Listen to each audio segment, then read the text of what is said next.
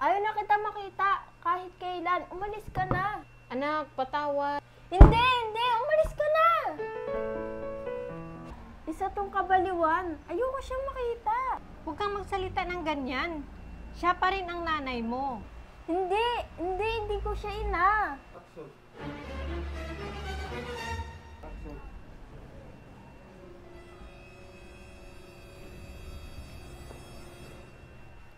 Sa wakas, nagkita din tayo, Miss Rose.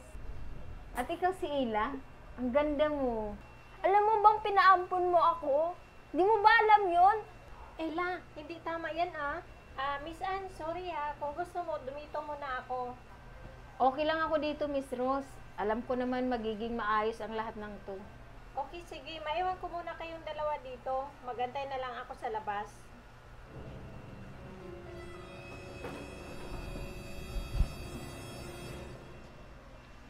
Excuse me ma'am, anong order niyo po? Kung gusto niyo, meron po kami seafoods dito. Gusto mo ba yung seafoods, Ila? Gusto mo bang mawala agad ako sa mundo? Allergy ako sa seafoods. Ay, patawad. Hindi ko alam na may allergy ka pala.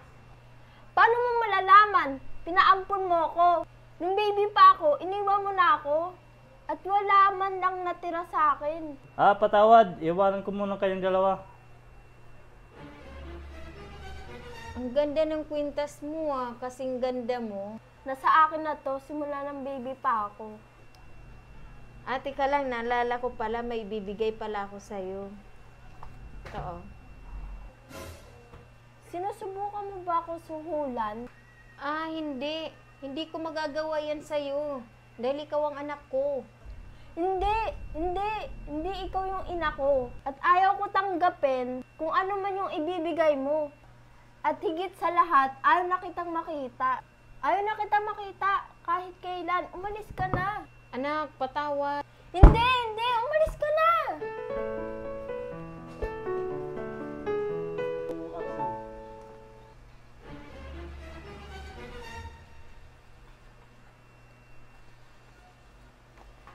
Dear Micaela, Walang sandaling lumilipas na hindi kita naaalala. Ganito ang nangyari noong kabataan ko. Maaga kaming nagsama ng ama mo at isang araw, nalaman kong buntis ako.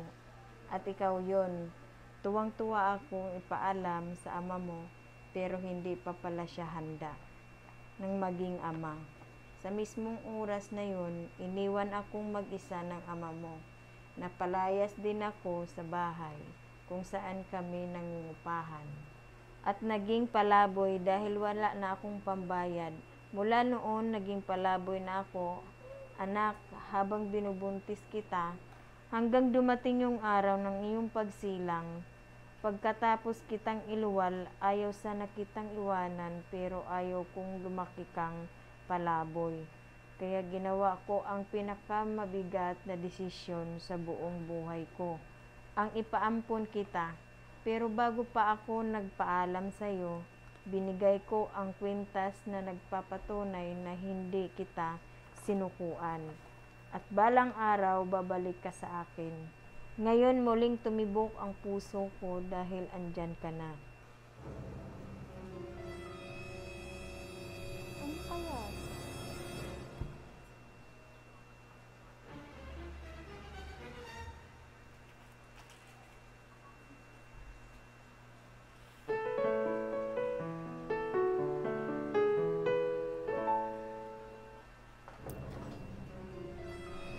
Wait lang pa, antay. Inay, patawad. Alam ko na ngayon yung ginawa mo. Ginawa mo yung lahat para sa akin. Maraming salamat. Hindi niyo po ako sinukuan. Ngayon, buo na ulit yung puso ko.